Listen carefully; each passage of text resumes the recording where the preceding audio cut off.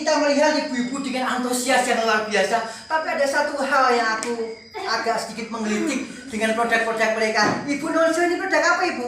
Coba lihat Ibu Nonsewu. Unik sekali. Saya melihat agak sedikit unik ketika posisi dari awal saya itu melirik dengan suasana yang agak unik.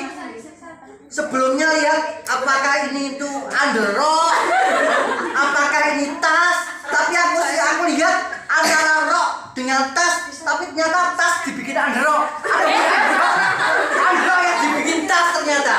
Luar biasa. Salah satu keunikan yang ada di produk kita seperti ini. Bagaimana memanfaatkan barang bekas yang akhirnya nggak kepake menjadi sesuatu yang unik. Salah satunya tas dengan menggunakan underrok jeans bekas. Yang tentunya ini juga menjadi semacam tren masa kini untuk produk Desa Kosong. Sukses, dan harapan kami ibu-ibu nggak usah khawatir. Ketika di rumah ada baju rok celana yang nggak kepake, tolong fungsikan menjadi sesuatu yang punya nilai tinggi. Kreativitas, tidak semua yang barang bekas itu jelek. Ada kalanya barang bekas itu ketika kita fungsikan ternyata manfaat juga. Jangan dia.